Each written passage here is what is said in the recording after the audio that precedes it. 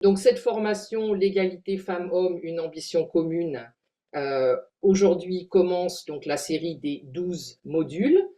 Comme l'a annoncé Ariana, nous sommes dans une formation qui comporte 12 modules, divisés en 3 parties, et nous sommes aujourd'hui dans la partie 1, ce qu'il faut savoir avant de commencer. Et nous sommes dans le module 1 qui porte sur les notions clés, genre et développement. Alors moi, je suis Claudie Voué, je suis donc experte en intégration transversale du genre dans les politiques publiques et aussi en budgétisation sensible au genre. Alors, ce module a 3 objectifs. Clarifier les liens entre sexe et genre, faire le lien entre genre et développement, et puis aussi partager des enjeux, des données clés sur l'égalité de genre. Donc en termes de programme, dans ce module, nous parlerons donc des liens entre sexe et genre, nous parlerons de en quoi le genre est un enjeu de développement, et puis nous présenterons un certain nombre de données. Nous ferons une conclusion sur ce qu'il faut retenir, et puis ensuite nous aborderons donc les témoignages. Alors, commençons avec sexe et genre. De quoi parle-t-on quand on parle de sexe et quand on parle de genre? Est-ce qu'on parle de la même chose? Commençons avec le concept de sexe.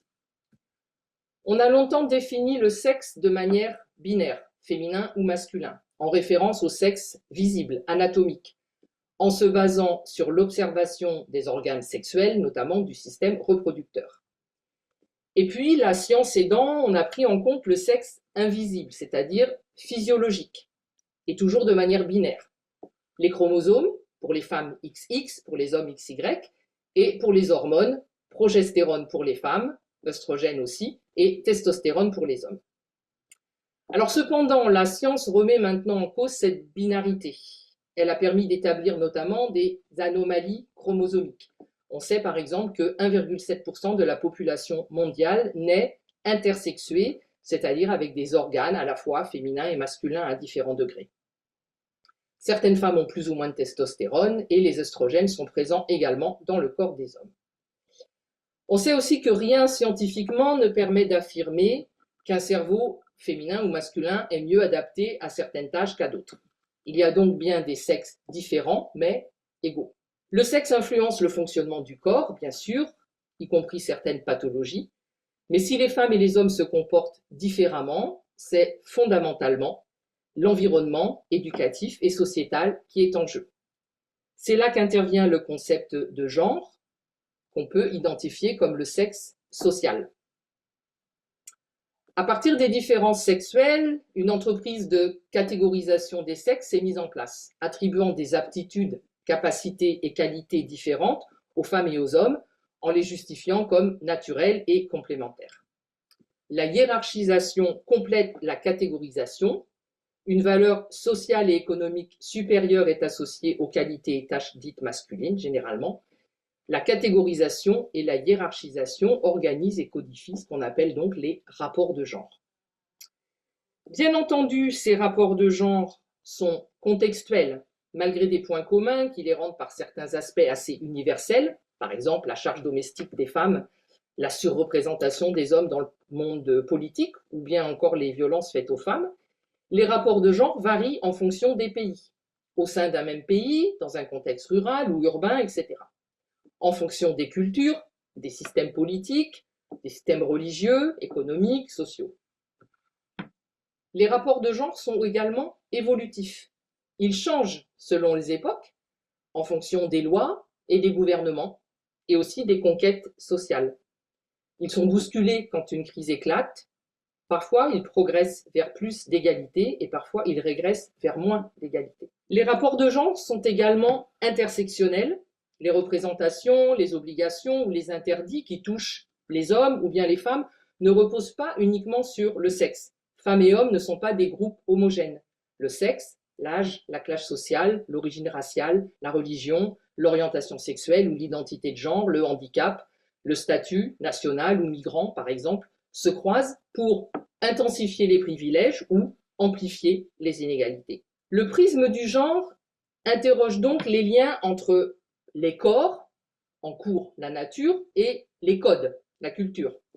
Il nous oblige à penser l'articulation entre la reproduction physique, donner naissance, la reproduction sociale, le soin, ce qu'on appelle le care, qui est dispensé gratuitement à la maison, et la production, c'est-à-dire l'activité économique rémunérée. Donc nous sommes bien dans un système, dans un processus construit où les différences sexuées, à travers un système de stéréotypes, par la catégorisation, la hiérarchisation, donnent lieu à des discriminations qui elles-mêmes vont engendrer des inégalités de genre. Ce qui relève de l'absence de mixité, d'égalité, de parité, sont des manifestations de ces inégalités. Deuxième point, le genre comme enjeu de développement. Quels sont les impacts sur le développement de la catégorisation et de la hiérarchisation qui organisent les rapports de genre? Le premier effet de la catégorisation, c'est la séparation entre la sphère privée et la sphère publique. Dans pratiquement tous les pays, même si les choses évoluent et varient selon les contextes, la sphère privée, donc domestique, est attribuée plus aux femmes et la sphère publique, travail, politique, plus aux hommes. La séparation entre sphère privée et sphère publique organise la division du travail. On retrouve beaucoup plus de femmes que d'hommes dans le travail domestique et le travail du soin, donc tâches souvent non rémunérées, dont on estime donc qu'elles sont naturellement plutôt féminines, et on pourra y revenir bien entendu, et beaucoup plus d'hommes que de femmes dans le monde professionnel et politique, où il y a plus de rémunération. Bien entendu, de nombreuses femmes sont économiquement actives, mais on ne trouve pas les femmes et les hommes dans les mêmes métiers, les mêmes secteurs, ni dans les mêmes grades. En fonction de leur statut et de leur rôle, les femmes et les hommes ont un accès à des ressources différentes, mais ont souvent aussi un niveau d'accès différent, pour ne pas dire inéquitable, aux ressources. Par exemple, les revenus du ménage ne sont pas toujours équitablement partagés. Les filles accèdent moins à l'éducation, les femmes entrepreneurs sont moins nombreuses que les hommes à profiter de la commande publique, etc. On pourrait répéter beaucoup d'exemples. L'accès à l'espace public, c'est un autre exemple. Les femmes y ont moins accès que les hommes, y compris pour des raisons de sécurité ou de sentiment d'insécurité. L'accès à la parole dans les médias est aussi déséquilibré en faveur des hommes. La catégorisation et la hiérarchisation jouent sur le contrôle des ressources, c'est-à-dire la prise de décision, le pouvoir. Dans la sphère politique ou le monde du travail, les statistiques valident que la décision est surtout masculine. On peut aussi parler de la prise de décision dans les ménages. Les femmes gèrent beaucoup le domestique, mais prennent-elles les grandes décisions à égalité avec leurs conjoints? La prise de décision touche aussi à l'intime, au corps. Les femmes n'ont pas forcément la possibilité de décider combien d'enfants elles veulent, ou si elles en veulent, si elles veulent travailler à l'extérieur ou pas, comment elles s'habillent, et dans certains contextes, elles ne contrôlent pas leurs allées et venues dans l'espace public. Passons à la hiérarchisation. En attribuant une valeur supérieure au genre masculin, les sociétés et leurs institutions, la famille, l'école, l'entreprise, le religieux, les instances politiques, etc., instaurent des rapports de genre dont on entend souvent qu'ils sont complémentaires quand ils sont surtout et avant tout inégaux. Les représentations stéréotypées du masculin et du féminin en sont le socle. Aux hommes, on attribue l'énergie, la vaillance, la capacité à gouverner, la bonne gestion des émotions, et aux femmes, la gentillesse, la douceur, la docilité, l'abnégation et les émotions non contrôlées. Quelle femme n'a jamais entendu « calme-toi, tu as tes règles ou quoi ?» Donc à ce moment-là, on ramène au corps, au sexe, c'est ce qu'on appelle l'essentialisation ou la naturalisation. Ce système échafaudé attribue aux hommes la domination, plutôt aux femmes la soumission, c'est la base du système patriarcal.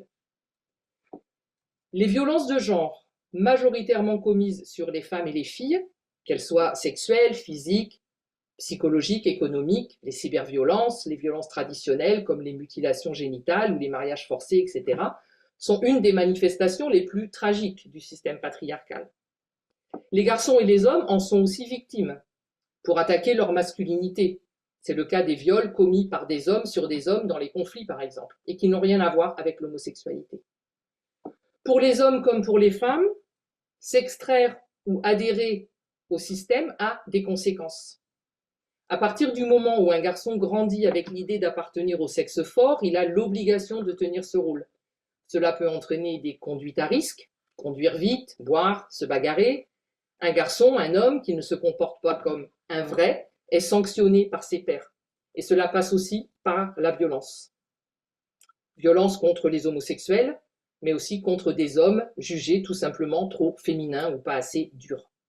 Même chose pour les femmes, élevées dans l'idée de la soumission, qui vont avoir du mal parfois à éviter ou à s'extraire de situations qui sont néfastes pour elles. La hiérarchisation et la catégorisation sont souvent portées par les droits coutumiers, mais parfois aussi inscrites sous différentes formes dans les lois, voire dans la Constitution. Le cadre légal évolue dans de nombreux pays, mais stagne, voire régresse dans d'autres, où les lois ne corrigent pas les inégalités en défaveur des femmes. On peut évoquer le droit à la terre, le foncier, le droit à l'héritage, les droits civiques, les droits et la santé sexuelle et reproductive, les droits au travail, notamment au travail décent, les droits de la famille, la capacité par exemple de donner son nom ou pas, ou sa nationalité à un enfant, et la protection sociale, qui couvre souvent moins les femmes que les hommes, notamment parce qu'elles travaillent plus dans le secteur informel. Les droits biaisés, les normes sociétales et les discriminations légales impactent l'égalité des chances. Les filles et les garçons, les femmes et les hommes ne jouissent pas des mêmes opportunités, des mêmes libertés, du même pouvoir d'agir et de conduire leur vie dans la sphère privée, professionnelle, dans la sphère publique, la société en général. Et là, l'intersectionnalité que nous avons évoquée précédemment est une variable importante. Et c'est là que le genre rejoint le développement, qu'il soit social, économique, démocratique au sens large. Les inégalités ont des répercussions sur la citoyenneté, la capacité d'une personne à bénéficier de tous ses droits. On évoque alors la justice sociale. Les inégalités intensifient également la pauvreté, dont on sait qu'elle se féminise, surtout en temps de crise. La pauvreté limite l'accès à l'éducation ou à la santé, à l'information, à la justice, à la sécurité et paradoxalement au travail décent et aux revenus. Les inégalités non corrigées par la loi et justifiées sur la base de traditions ou de coutumes représentent une violation des droits humains fondamentaux. Sans droits humains et sans justice, il n'y a pas de développement. Et enfin, la gouvernance. Quand les femmes et les hommes n'ont pas les mêmes chances d'accéder à la gouvernance de leur de leur commune ou de leur pays, leurs expériences genrées ne sont pas reflétées dans les politiques publiques. Tous ces impacts sont liés. Cette construction systémique des inégalités explique que les hommes et les femmes ont trop souvent, très souvent, des besoins et intérêts différents, beaucoup plus basés sur le genre que sur le sexe. Le développement des territoires est de plus en plus affecté à répétition par des conflits, des crises politiques, économiques ou sanitaires, mais aussi climatiques, humanitaires. Les conséquences des crises sont non seulement différentes selon les sexes, mais les femmes et les filles subissent un impact disproportionné du fait de leur position sociale plus vulnérable. Les inégalités entravent le développement durable et elles coûtent aussi aux collectivités. Elles ont un coût économique direct. Par exemple, si une collectivité s'occupe des femmes victimes de violences, cela a un coût. Mais il peut y avoir aussi un coût indirect. Quand il y a moins de femmes dans le secteur formel, par exemple, c'est moins de taxes qui rentrent, c'est moins de revenus dans les ménages si les femmes sont plus pauvres, c'est moins donc de consommation, donc moins d'activités économiques, etc. Les inégalités ont un coût social, le manque de mixité ne permet pas de renouveler le débat public, les stéréotypes de genre appauvrissent le tissu social, culturel, l'absence des femmes dans les instances de décision ralentit, par exemple, la résolution des conflits et handicape le maintien de la paix. Ces inégalités ont également un coût environnemental. Lorsque les hommes et les femmes n'ont pas les mêmes opportunités pour participer à la réflexion et aux actions d'adaptation ou d'atténuation des changements climatiques, la transition écologique avance moins bien, moins vite et la résilience diminue. Nous allons passer maintenant au point 3. Nous allons partager quelques chiffres. Les chiffres que nous allons évoquer sortent tout droit des rapports 2023 et 2024 des Nations Unies, d'ONU Femmes précisément, sur les objectifs du développement durable, les ODD. Alors ce sont des moyennes que nous allons présenter ici, mondiales, non exhaustives sur les inégalités. Que disent ces rapports? D'abord que la population active est plus masculine que féminine. L'activité du secteur formel où travaillent les femmes est souvent mal répertoriée, donc il faut en tenir compte. Les postes de gouvernance sont aussi plus masculins que féminins dans les instances politiques et au travail. La possession des terres est plus masculine que féminine. Moins de 15% des terres agricoles dans le monde sont détenues par les femmes, et cela affecte les rendements agricoles, nous le savons. Les filles effectuent plus de travail domestique et non rémunéré, même si cela change énormément de pays à pays, mais aussi de région à région. C'est une donnée partagée par tous les pays. Si on regarde la question de l'eau, cet enjeu est très visible. 18% des pays dans le monde ne donnent pas la même citoyenneté aux femmes qu'aux hommes en termes de transmission de la nationalité, par exemple. Autre chiffre, l'insécurité alimentaire touche plus les femmes que les hommes. Les prévisions à 2050 sont sans appel. Le changement climatique affectera encore plus les femmes que les hommes, avec donc 16 millions de femmes en plus affectées par ces changements climatiques. Les violences sexuelles augmentent lorsqu'il y a des conflits.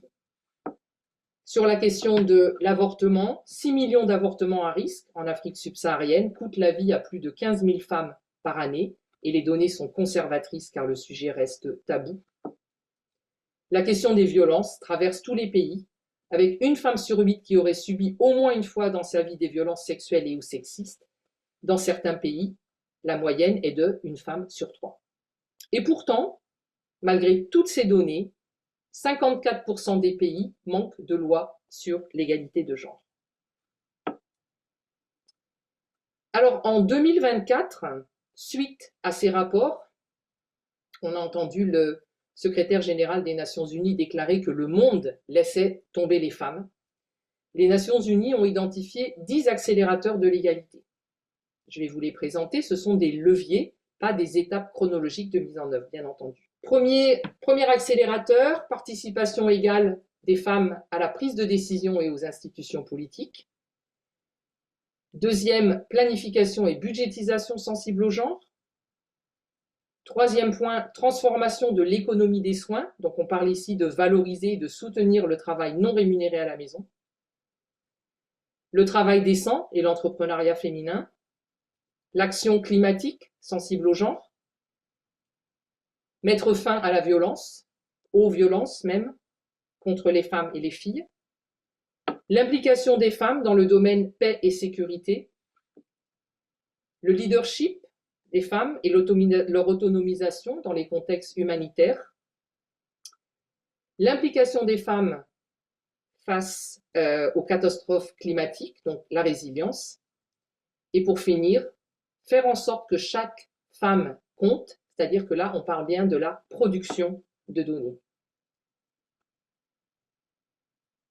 Nous avons terminé avec ce module. Que faut-il retenir? Des inégalités de genre, il faut donc retenir qu'elles sont fabriquées socialement, culturellement, économiquement, politiquement, parfois légalement, qu'elles sont systémiques et contextuelles, évolutives et intersectionnelles. Ce sont très souvent des violations des droits humains et elles représentent un coût, un frein, une perte de potentiel pour le développement des collectivités.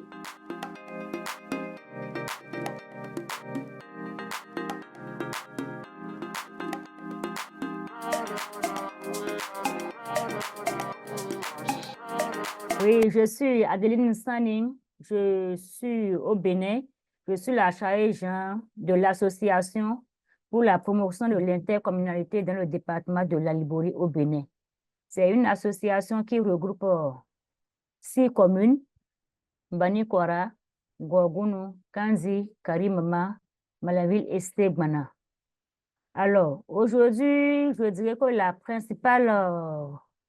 le principal problème, c'est que nous avons la faible représentation des femmes dans les instances de prise de décision locales, les conseils communaux et locaux. Sur près de 152 conseillers communaux, nous n'avons que 4 femmes. Nous n'avons que 4 femmes, mais vu que les positionnements se font au niveau des communes, bon, à chaque fois, on est peiné, on ne sait pas comment s'y prendre pour que les femmes puissent vraiment participer et avoir le bon positionnement pour être élues conseillères communales, maires et autres. Donc, c'est vraiment une situation qui freine le développement. Quand on sait que le développement, c'est la participation de tous.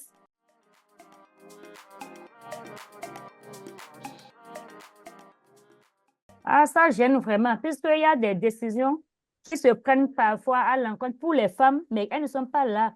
Donc, du coup, les gens ne prennent pas en réalité les vrais besoins de ces femmes dans la réalisation même parfois des infrastructures, je dirais. Parfois, ils vont, pas dans le besoin des femmes, peut ne pas être un magasin, je suppose. Mais vu qu'elles ne sont pas représentées normalement, donc du coup, en lieu et place, on dit, bon, comme c'est les femmes, on peut leur faire un magasin pour le stockage de leurs produits et consorts. Mais en réalité, à l'instant où la décision se prend, elles n'avaient pas besoin de ça. Elles ont peut-être besoin d'autre chose, d'une autre infrastructure en lieu et place. Donc, c'est un exemple parmi tant d'autres. Donc, pour moi, c'est que ça freine vraiment ça handicap parce qu'il ne faut pas faire de l'investissement inutile.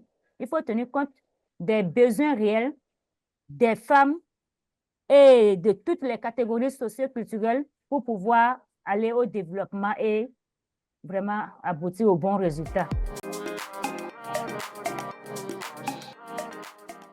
Je suis Madame Bappé, responsable des affaires sociales et la promotion de la femme à la ville de Douala, c'est-à-dire au Cameroun. Actuellement, nous sommes en train d'implémenter un projet de mobilité urbaine dans la ville qu'on appelle pour l'aménagement des espaces pour des bus rapides.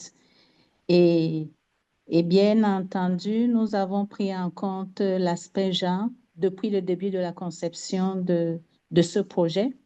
Aujourd'hui, nous sommes à la phase de recrutement des personnes ressources et des experts qui vont nous accompagner dans dans l'implémentation même de ce projet. Et parmi les personnes ressources et les experts que nous sommes en train de vouloir recruter, nous avons pris en compte le recrutement des experts en ce qui concerne les questions d'environnement et de social, et plus particulièrement une experte en ce qui concerne la violence, tout ce qui concerne les violences basées sur le genre, pour pouvoir intégrer tous ces aspects sur le terrain. C'est ce que je voulais apporter aussi comme contribution. Dans l'élaboration même du projet, il y a eu plusieurs étapes, comme vous l'avez si bien noté. Et la première étape, bien entendu, était cette concertation de toutes les parties prenantes. Il y a eu des descentes organisées, conduites par le maire de la ville vers les communautés qui vont être impactées par ce projet. C'est à l'issue de tous ces échanges-là et de ces réunions publiques qu'on a pu intégrer les besoins et les préoccupations des uns et des autres. Et c'est ce qui a amené à intégrer cet aspect genre, cet aspect violence basée sur le genre dans la conception même des documents de marché public. Ce qu'on envisage déjà pour le moment, puisque nous sommes encore en phase de construction pour rendre opérationnel, ce qu'on envisage pour le moment, c'est de mettre au niveau de chaque station d'arrêt-but un point écoute, c'est-à-dire un point où tous ceux qui auront des récriminations ou alors des préoccupations précises pourront aller vers cette équipe-là et poser leurs problèmes. Et je vais revenir, si vous permettez, à la première question qui nous demandait de relever qu'est-ce qui freine un peu l'égalité hommes et femmes. Et nous pensons qu'à Douala particulièrement, ce qui freine cette égalité hommes et femmes, c'est le rôle social de la femme dans nos us et coutumes.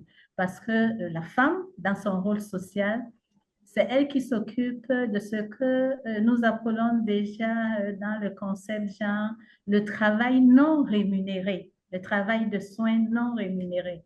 Et c'est essentiel pour la femme, quelle que soit la femme, que ce soit une femme instruite, que ce soit une femme qui a des responsabilités dans sa vie professionnelle. La société s'attend à ce qu'elle s'occupe d'abord de ce travail non rémunéré.